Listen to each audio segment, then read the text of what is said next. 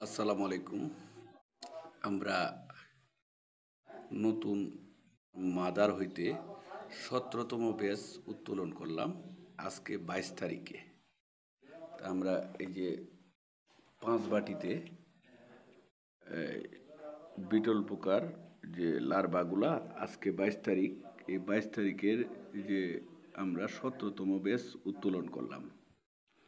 তো ৫টা বাটি এরকম আমাদের এই ৫ বাটিতে প্রত্যেকটাতে মাদার ছিল ৫০ পিস করে। পরবর্তী আমরা এই যে এই ডেট লিখে রাখছি ২ তারিখে, ২/১২/২৫, অর্থাৎ ১০ দিন পর পর লার্ভা উত্তোলন করা হবে। প্রত্যেকটা পার্টিতে এই যে ৫০ পিস করে মাদার আছে। এই আমরা আজকে ২২ তারিখে এটা যে উত্তোলনের তারিখ ছিল ১৭তম ব্যাচ আমরা এই উত্তোলন করলাম। তো আমরা এই যে ৫টা বাটিতে প্রায় ২৫০, ২৫০টা, প্রত্যেক বাটিতে ৫০ পিস করে মাদার ছিল। তো আমরা আমরা ১৭তম ব্যাচে এই যে ৫ বাটিতে লার্ভা উত্তোলন করলাম।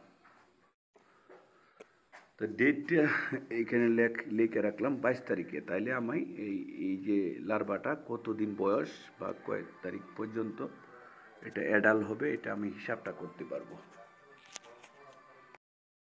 ১১তম ব্যাচের যে অ্যাডাল্ট লার্ভা আজকে ৮২ দিন বয়স।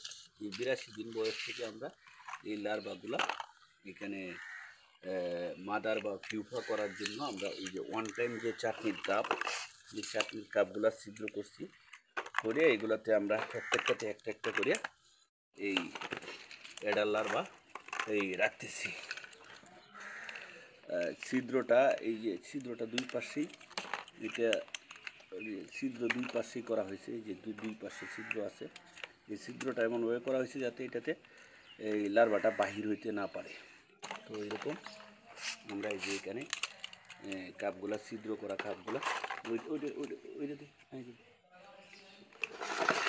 যে ছিদ্র করে এই যে বলে এরকম গামলাতে রাখছি। এখন আমরা এইগুলা তো প্রত্যেকটাতে অ্যাডাল্ট লার্ভা ঢুকাচ্ছি। অ্যাডাল্ট লার্ভা ঢুকানোর ক্ষেত্রে সতর্ক থাকতে হবে। আমরা এরকম চালন দিয়া লার্ভাটাকে সেঁকে নিচ্ছি, কারণ এই লার্ভাতে যাতে কোনো প্রকারের খাবার না থাকে,